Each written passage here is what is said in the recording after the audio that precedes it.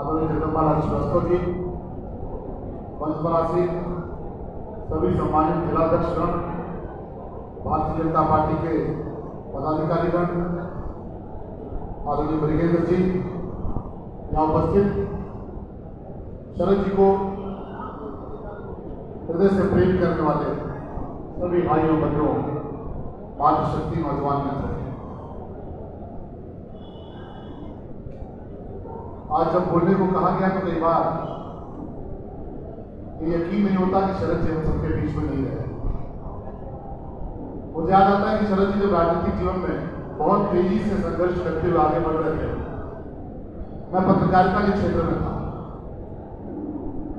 कई बार हमारी आपस में चर्चा होती थी, बहुत अच्छी मित्रता थी, एक दूसरे के प्रति बड़ा स्नेह था और दिल्ली की मीडिया में बैठे हुए बहुत सारे लोगों को यह भ्रम होता था कि शरद त्रिपाठी और शलभ त्रिपाठी दोनों एक ही परिवार के। कुछ भी अगर शरद जी से जुड़ी कोई चर्चा आती थी, कोई बात आती थी, तो दिल्ली के बहुत सारे पत्रकारों को लगता था कि शलभ त्रिपाठी और शरद त्रिपाठी या तो भाई भाई हैं, इनके परिवार के हैं।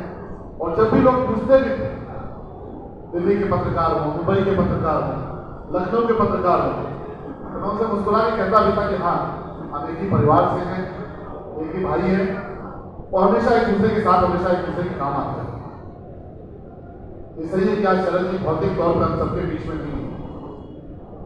अचानक चले उनका यूं जाना न कभी किसी ने सोचा था, न कभी किसी ने इस बात की कल्पना की थी कि ऐसी अनहोनी भी हम सबके साथ कभी हो सकती है।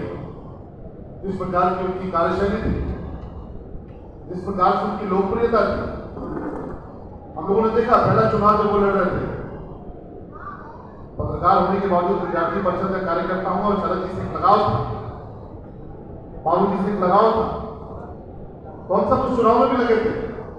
पहला चुनाव बड़ा संघर्ष में रहा, परिणाम अनुकूल नहीं आए, लेकिन उसके बावजूद इस क्षेत्र की जनता ने कहा कि ठीक है, चुनाव भले कोई जीत गया हो, लेकिन दिल अगर किसी ने जीता तो शरद त्रिपाठी ने जीता, भले चुनाव। इस प्रकार का व्यक्तित्व था।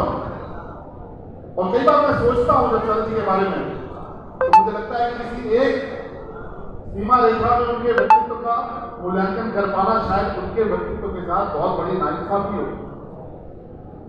मैंने दसियों बार देखा है, सांसद हो चुके थे, लोकप्रियता बहुत अच्छी थी, कार्यशैली बहुत अच्छी थी, लेकिन जब बाबूजी के समक्ष बैठते थे तो न वो सांसद होते थे, न वो नेता होते थे। एक पुत्र की बात, एक बेटे की भांति